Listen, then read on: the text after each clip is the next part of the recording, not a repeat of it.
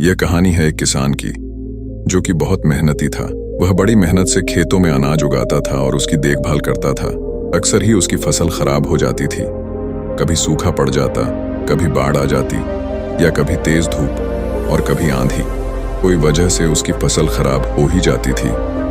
एक दिन वह किसी पेड़ के नीचे बैठकर अपनी बर्बाद हुई फसल को देख रहा था और तभी वह गुस्से में आसमान की तरफ देखकर भगवान से कहता है कि मालिक, आपको सब बहुत महान मानते हैं और सबसे ज्यादा ज्ञानी मानते हैं।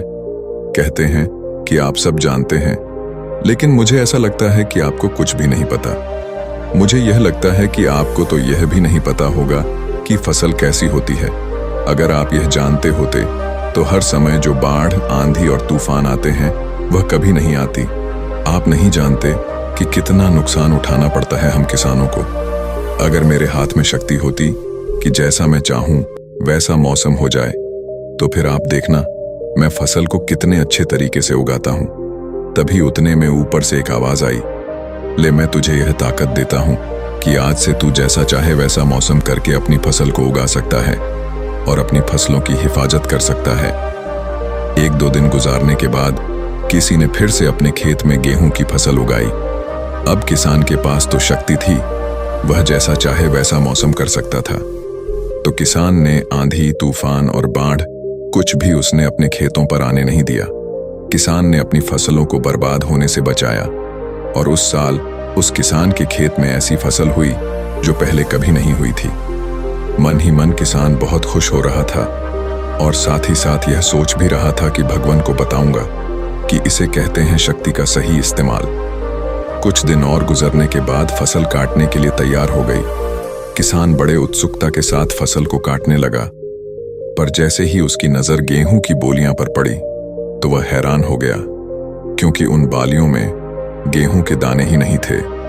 गेहूं के एक भी बाली के अंदर गेहूं का दाना ही नहीं था। सारी बालियां अंदर से खाली थीं। अब वह फिर से बड़ा परेशान हो गया और फिर से भगवान को पुकारने लगा। वह जोर जोर से चिल्लाकर यह कह रहा था, भगवान, शायद तूने मुझे कोई सजा दी है। तभी ऊपर से आवाज आई कि मैंने तुम्हें कोई सजा नहीं दिया है, बल्कि इसकी जिम्मेदार तो तुम खुद हो। तुमने अपने पौधों को संघर्ष करने का मौका ही नहीं दिया। ना तो तुमने उन्हें आंधियों से जूझने दिया, ना ही तेज बारिश को सहने दिया और ना ही धूप में तपने दिया। एक भी चुनौती का सामना तुमने उन्हें नहीं करने दिया। इसीलिए सारे पौधे अंदर से खोखले रह गए। जब आंधी, तूफान, तेज बारिश और धूप पड़ती है तभी यह पौधे संघर्ष करते हैं और इसी संघर्ष से ताकत पैदा होती है, जिसमें पावर होता है, एनर्जी होती है और इसी संघर्ष से गेहूं का दाना बनता है। तूने उन्हें बुरे वक्त से गुजरते ही नहीं दिया जहां उनका बनावट होता। सारी बालियां इसीलिए खोखली रह गई क्योंकि तुमने अपने पौधों को संघर्ष कराया ही नहीं। सेम यही चीज दोस्तों हमारे साथ भी होती है। इस कहानी से हमें यह सीख मिलती है कि बुरा वक्त जो होता है, जिसे लोग संघर्ष कहते हैं, स्ट्रगल कहते हैं, यहीं से एक इंसान की तरक्की होती है।